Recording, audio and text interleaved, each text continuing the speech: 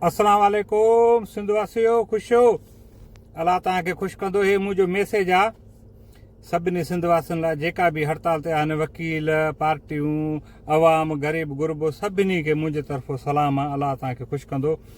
घणे को घणो अयाज़ लतीफ़ पलीजे खे ॿिन्हिनि हथनि सां मुंहिंजो सलाम आहे। अल्लाह हुनखे ख़ुशि कंदो। अहिड़ा माउ पुट दलेर न ॼणींदी सिंध में वरी। सो अल्लाह हुनखे वधाईंदो, अल्लाह ख़ुशि कंदो। सो मां हे मैसेज ॾियणु चाहियां थो राना सनाला साहब खे, जेको पंजाब जो मिनिस्टर आहे वफ़ाक़ जो। सो हे मुंहिंजो मैसेज शेयर कयो तो भली वो ॿुधे तो ख़बर पए। राना साहब अस्सलाम वालेकुम। राना साहब, आप जो है ना बयान देते हो कि सिंधी पागल है, सिंधियों के पास तालीम नहीं है, कुछ भी नहीं है, सिंधी चैंपल छोड़ के भाग जाएंगे। हम भागने वालों पे नहीं है। पहले ही हमारे पास 70% पानी कम है, फिर आप पानी फिर हमारे सिंध से ही काट के पानी देगा तो क्या फायदा। हम लोग तो वैसे भी भूख मर रहे हैं, पानी पीने के लिए नहीं है, खेती बाड़ी के लिए तो पीछे हुआ पानी। सो अभी मरेंगे पानी के दरिया से गतरी भी पानी को आप पंजाब को हम नहीं देंगे।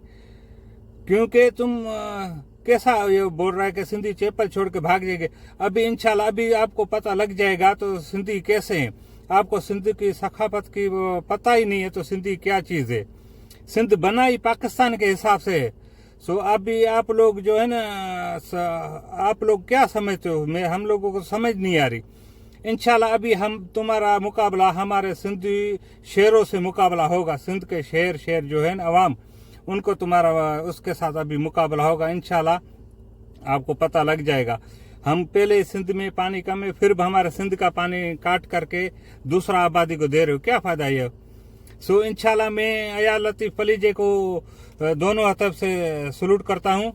सो इंशाल्लाह जो है जो भी अवाम उसके साथ है, इंशाल्लाह सब उसके साथ है। मैं वकीलों को भी सलाम देना चाहता हूँ।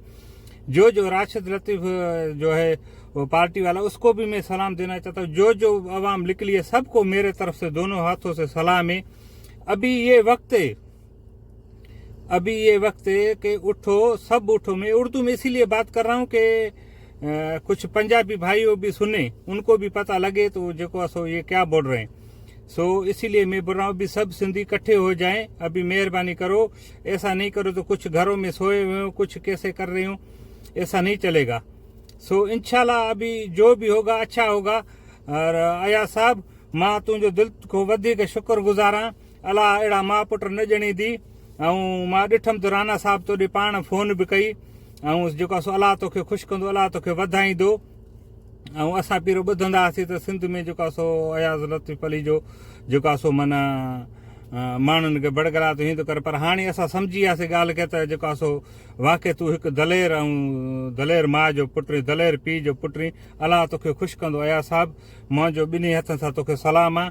ऐं वकीलनि खे बि मुंहिंजे हथनि सां ॿिन्हिनि खे हथनि सां सलाम आहे। ॿियो वकील भाउ जो असांजो नालो छा आहे जेको हिन में लारी साहब जो, उन खे बि हथनि सां ॿिन्ही हथनि सां जेकियूं पार्टियूं आहिनि सभिनी खे सलाम आहे। महिरबानी करो हींअर ॿधी कयो।